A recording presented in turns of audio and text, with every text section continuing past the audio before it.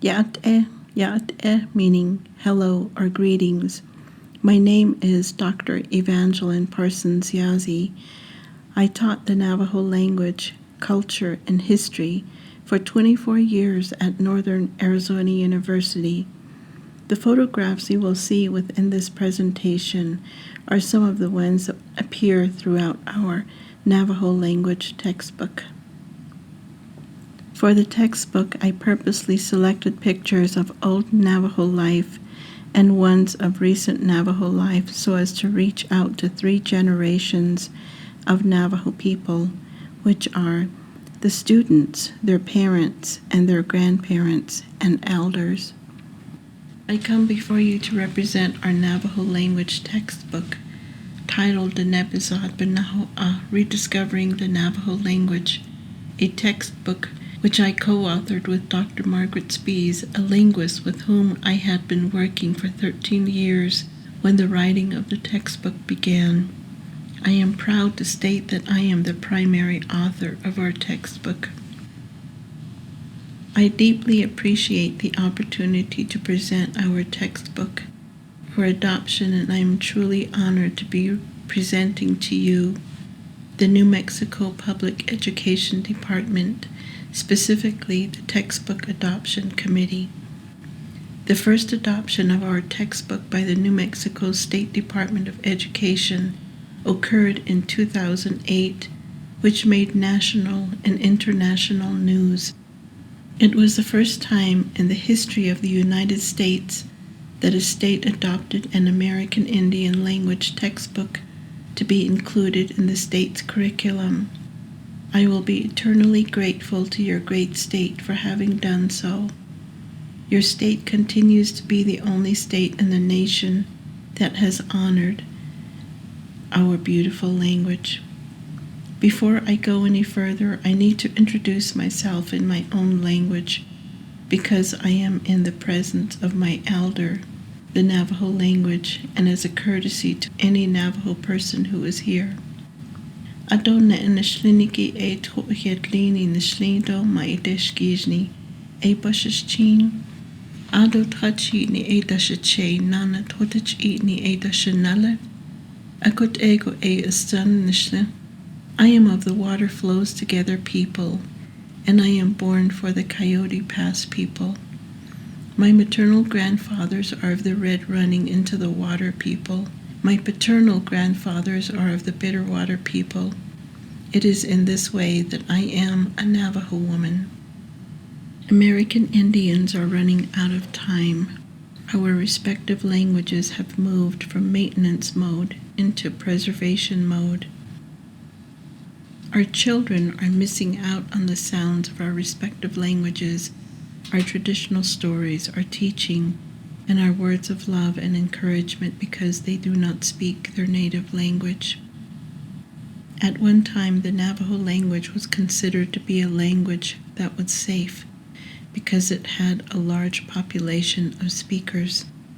32 years ago in 1988, Navajo leader Dylan Portero said, "The Navajo language has the greatest number of Navajo speakers. It also has the greatest number of non-speakers." Recently, linguists, language activists, and Navajo language teachers have declared the Navajo language an endangered language.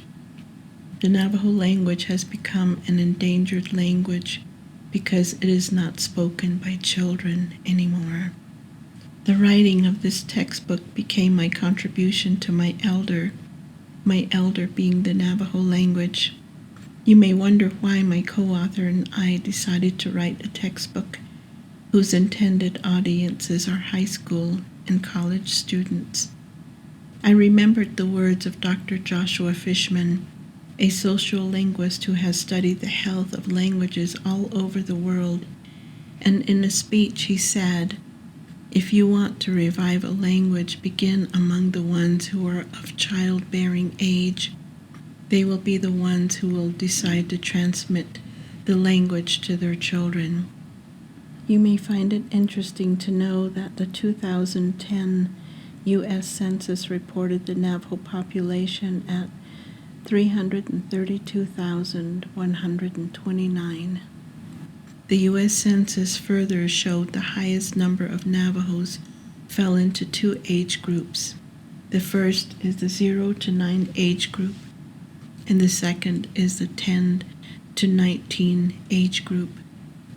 Research on American Indian language speakers continues to support the belief that the largest group of native speakers rests with the elder generation, the 50 to 80 and above age groups, who make up 17.5% of the Navajo population. It is unsettling to think that the health and stability of the Navajo language rests in 17.5% of the Navajo population.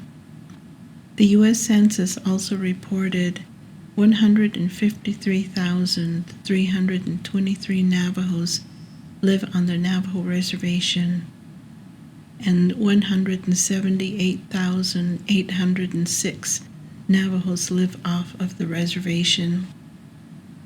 I worry most about the Navajo people who live off of the reservation. They are the ones who do not hear the Navajo language being spoken on a daily basis, and yet they are the ones who make up the greater number of the Navajo population.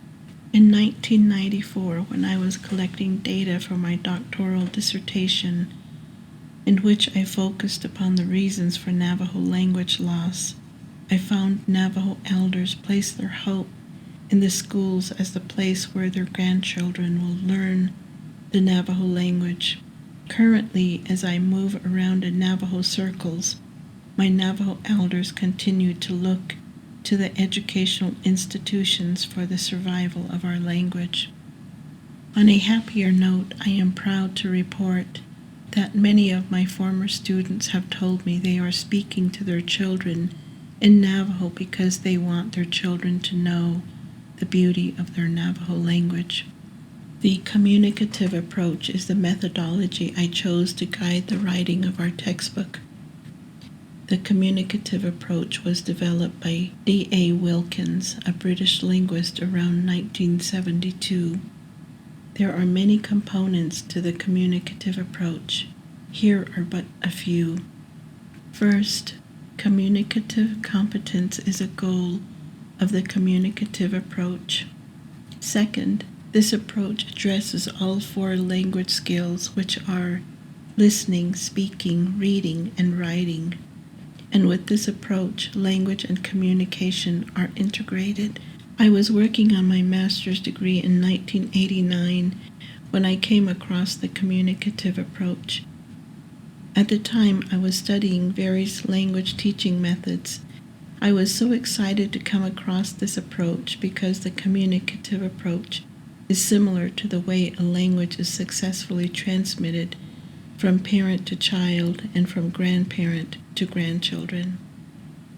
The communicative approach is further learner-centered, experience-based, and the language that is produced is based upon trial and error, where the teacher models the correct pronunciation or the correct speech when mistakes are made. The communicative approach further advocates that students learn language that is authentic. It also advocates providing students with opportunities to use the language for real communication purposes.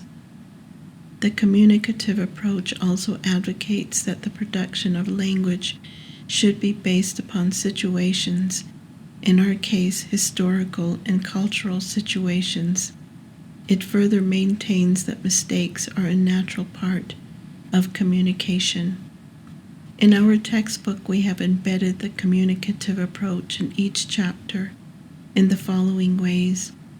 The first section of each chapter contains a section based on Navajo history, followed by cultural information on the specific topic of the chapter. The historical and cultural contents were what dictated the words, phrases, and sentences that are introduced in chapters 5 through 30.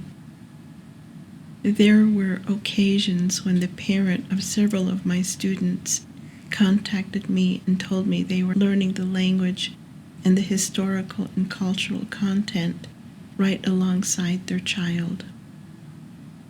In presenting our textbook, I would like to focus upon a basic cultural concept, which is K'ah, as it is known in Navajo, which is the Navajo clan system. Kinship is another way to describe K'ah. The teaching of K'ah needs to be stabilized with current Navajo society. Following is a historical teaching on K'ah, which overlaps with culture. At birth, a Navajo infant is placed into the arms of its mother. A newborn male infant is placed in his mother's left arm, and a newborn female infant is placed in her mother's right arm. The mother is then asked to greet her little one. She would begin by saying something similar to Ya'at e shiaje, hashine, adone nliniki e. Hello, my little one, dearest one, your clans are. In greeting her little one, the mother declares who is additionally responsible for the well-being of her child.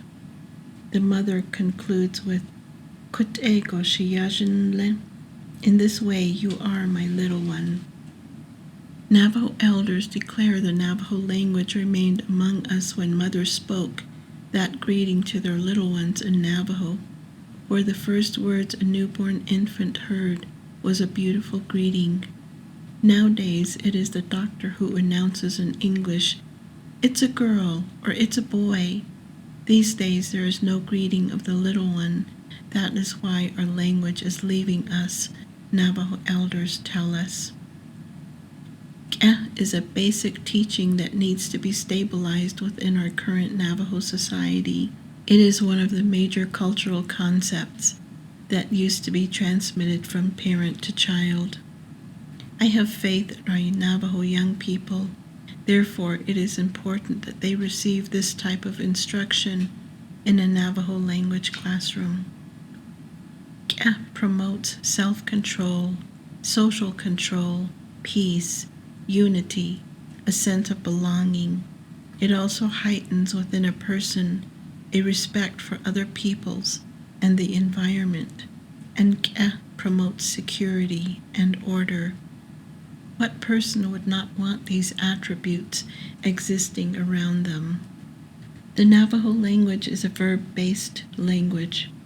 That means verbs are extremely important to syntax or making sentences. Here you see what is called a verb conjugation model.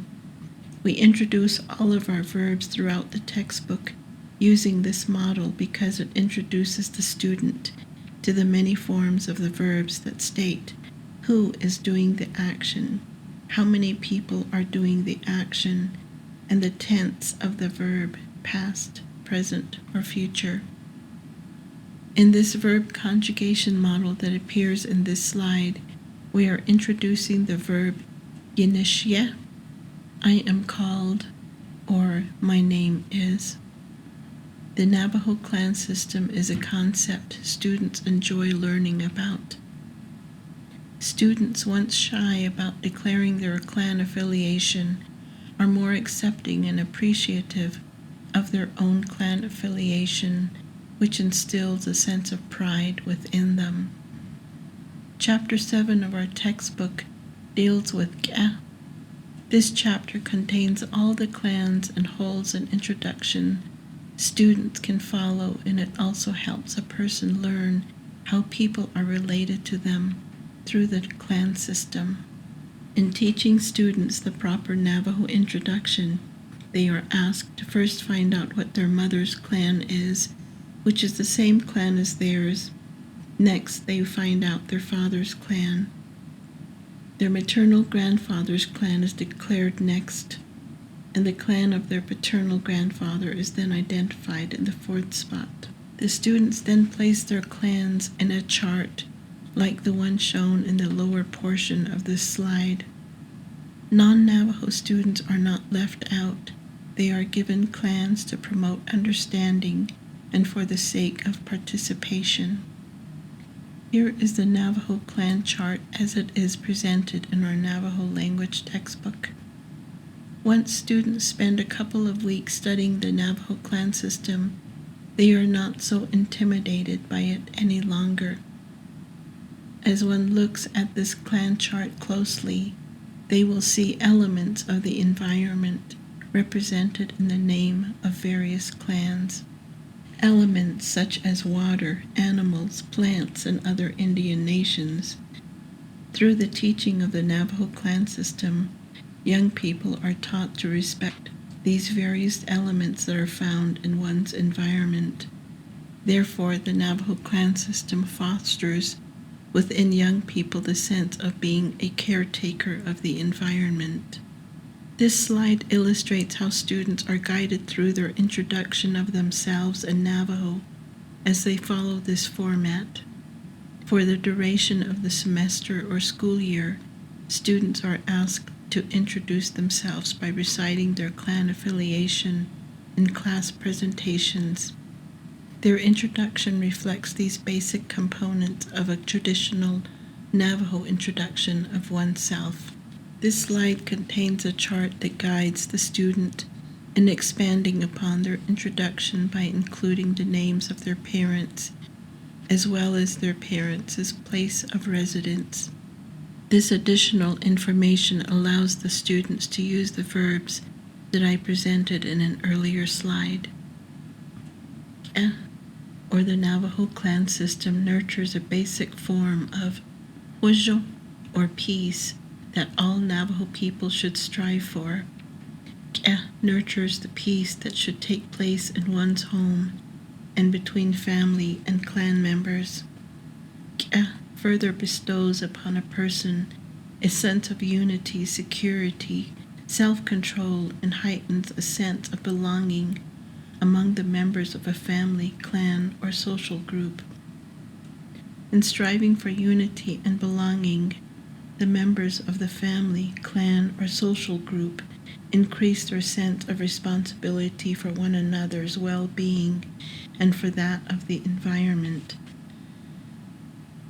This presentation has allowed me to present to you only one historical and cultural topic that are found in our textbook. Our textbook holds 25 additional historical and cultural topics that are important to the health, maintenance, and preservation of the Navajo language.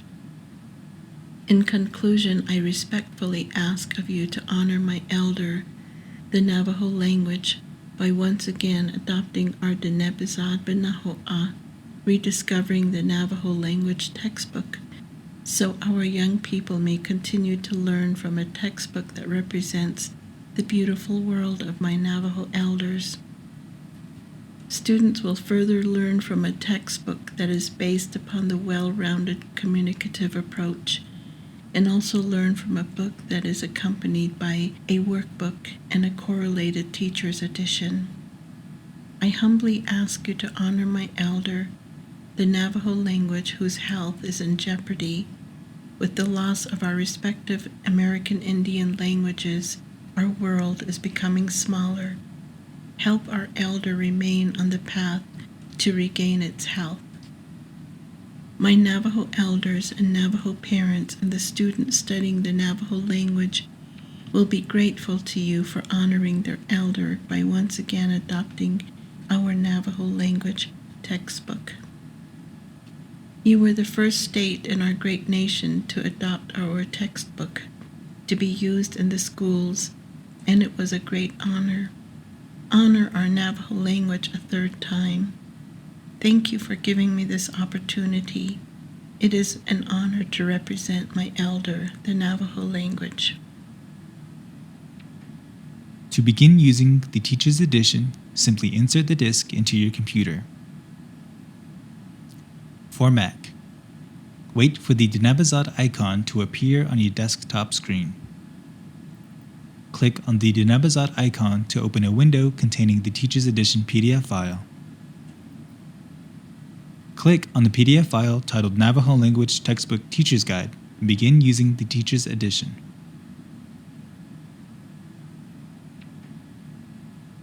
For Windows and PC, open your computer files on your desktop toolbar. Scroll down on the left-hand side of the window to look for the DVD Dine Bizaad icon. Click on that to open a new window. Click on the PDF file titled Navajo Language Textbook Teacher's Guide to open the Teacher's Edition. Once you begin using the Teacher's Edition, you will notice that the entire Dine Bizaad Binahoo'aah textbook is included, but with some extra features.